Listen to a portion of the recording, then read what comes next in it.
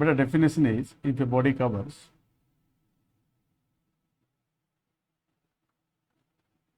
equal displacements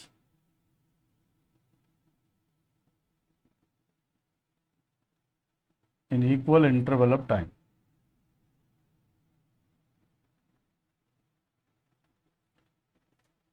अगर कोई body equal displacement को कवर करेगा in equal interval of time, then the velocity of the body is said to be uniform velocity. But ये definition इतना simple नहीं है, क्योंकि यहाँ पे जो चीज़ का चेंज हम लोग मेजर कर रहे हैं itself is a vector quantity.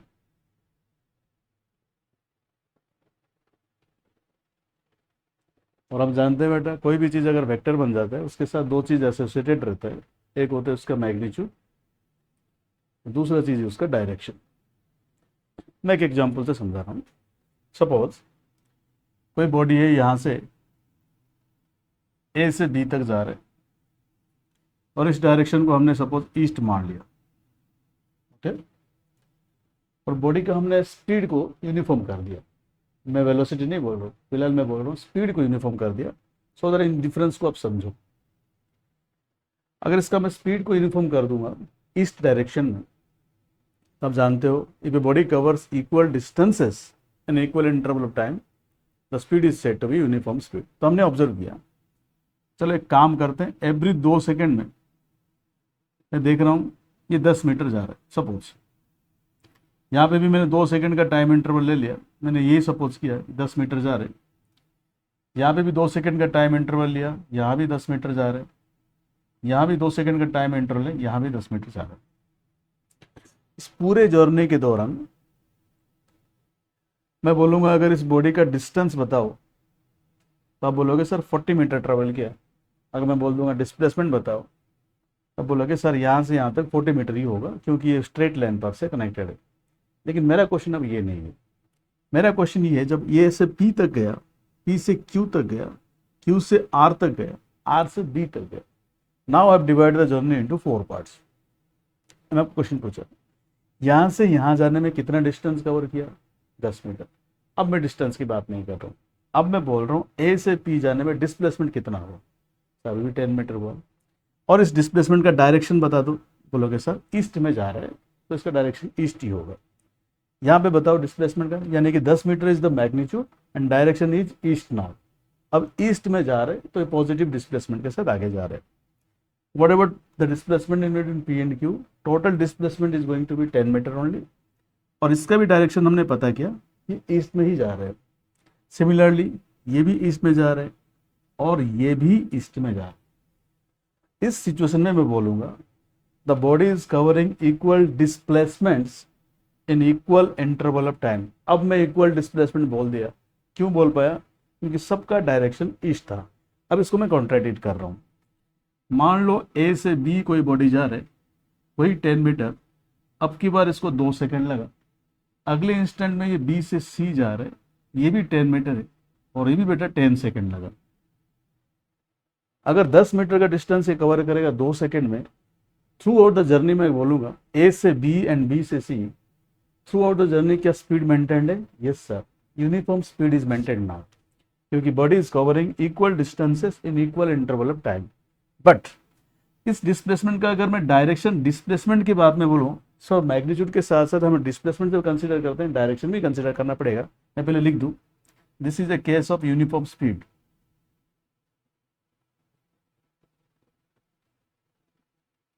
Absolutely correct, क्योंकि जब हम डिस्टेंस को मेजर करते हैं हम इस बात से पता कोई फर्क नहीं पड़ता कि डिस्टेंस से मेजर करते हुए बॉडी ईस्ट में जा रहा है या ऊपर नॉर्थ में जा रहा है, किसी भी डायरेक्शन में जाए हमें इससे कोई फर्क नहीं पड़ता। ऊपर मतलब हम इस बोर्ड में ऊपर की बात कर रहे हैं, नॉर्थ तो फिलहाल बेटा चारों डायरेक्शन होते हैं। ए टू बी का डिस्टेंस इसने किसने 10 मीटर कवर किया, बी से सी तक का डिस्टेंस भी कितना कवर किया, 10 मीटर।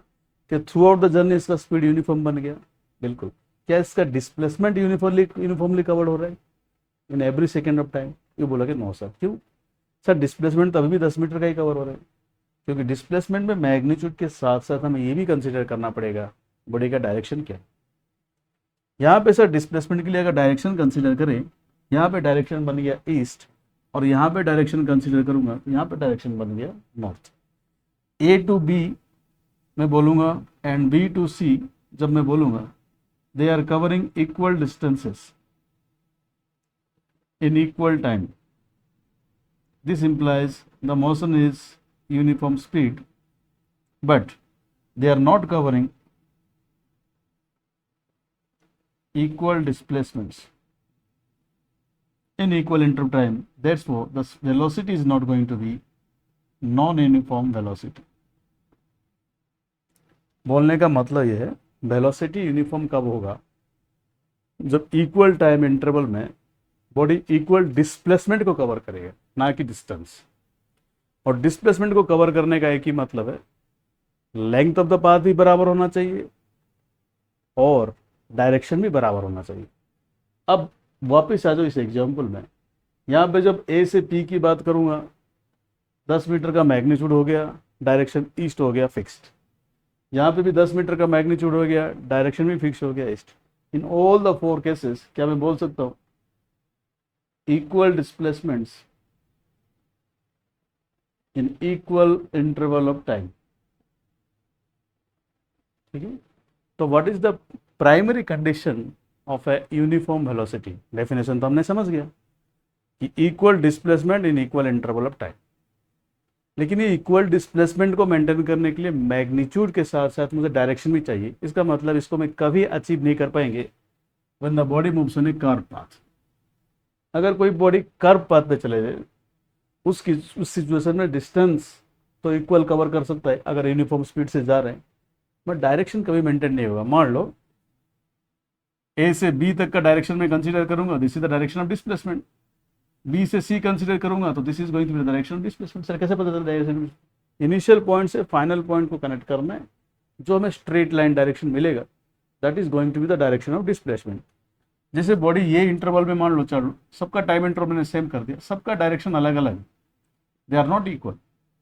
तो बॉडी जब कर्व्ड पाथ में चलेगा तो कभी भी इक्वल डिस्टेंस को कवर नहीं कर सकता, इक्वल डिस्प्लेसमेंट को कवर नहीं कर सकता है इन इक्वल इंटरवल ऑफ टाइम। ये बात तो हट गया। दूसरी बात, बॉडी अगर स्ट्रेट लाइन पे भी चले तो हमारे लिए 2 कंडीशन बनता है। Even if the body moves on straight line we have 2 different situations. मैं कॉट कर रहा हूँ दोनों को। मान लो बॉडी ये ए से बी तक चला गया 200 मीटर, वापस आ गया बी से ए, ये भी डिस्टेंस है 200 मीटर। मैं डिस्टेंस की बात कर रहा हूँ। इसमें भी टाइम लग गया 10 सेकेंड और इसमें भी टाइम लग गया 10 सेकेंड। तो मैं ए से बी जब ट्रैवल किया, मैं चेक कर रहा हूँ ए से बी या बी से ए, दोनों में लगने वाला टाइम इंटरवल सेम है। In both the cases the body is covering equal distances in equal interval of time. तो इन दोनों केस में मैं बोलूँगा the speed of the body is uniform speed. कौन सा स्पीड है ये? Uniform speed. जब मैं टाइम इंटरवल को फिक्स कर दिया, मुझे अगर डिस्टेंसेस इक्वली कवर्ड मिलते हैं then speed of the body is uniform speed. But does it fall in the category of uniform velocity? आप बोले कि नहीं सर। रीजन भी, इसका जो डायरेक्शन था वो था बेटा ए टू बी, और इसका जो डायरेक्शन था ये हो गया बी टू ए। इसका मतलब बॉडी स्ट्रेट लाइन पे चल के भी यूनिफॉर्म वेलोसिटी को मेंटेन नहीं कर पाएगा अगर उसका डायरेक्शन अपोज हो गया। मतलब चलते चलते अगर बॉडी पलट खा गया कहीं पे भी तो उसका डायरेक्शन बदल गया। अगर मैं बोलूँगा यहाँ पे सर वेलोसिटी निकालो, आप बोलोगे sir velocity is a vector quantity, let us calculate the average velocity here. Velocity calculate करने का क्या फॉर्मूला है? Velocity is displacement by time, but remember displacement is a vector quantity. So while we are writing the magnitude, we have to mention the direction also. This direction is A to B. I am considering the velocity in this case. So this is going to be 20 meter per second, but I have to mention the direction as A to B.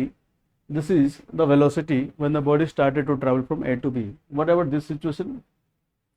In the second case, the body is also having the same speed, because we already seen that the speed is uniform. The speed of the body while traveling from B to A is going to be the same. So this represents the magnitude of velocity. That means speed of a body represents only its magnitude. And what about the direction now? The direction is B to A. Usually this direction is taken as positive, then that direction is taken as negative. In that sense also, if this is 20 meter per second, this has to be written as minus 20 meter per second. यहाँ पे negative sign का मतलब ये होता है इसका direction oppose हो गया, नो बिग डील। ऐसे सिचुएशन में बॉडी का वेलोसिटी को मैं अब भी नहीं बोलूंगा यूनिफॉर्म वेलोसिटी, हाँ it is a case of uniform speed. So what is the primary criteria required for a body to maintain uniform velocity? The primary criteria is the body must travel in a straight line without any turn. Straight line में चलेगा चलेगा चलेगा without any turn, that too with uniform speed. बेटा speed को भी maintain करना पड़ेगा, direction को भी मेंटेन करना पड़ेगा, तो इसका तो एक ही तरीका है, body has to travel on the straight line without any turn. That is the prerequisite for uniform velocity. Let's write it down. What is the prerequisite for uniform velocity? The body has to travel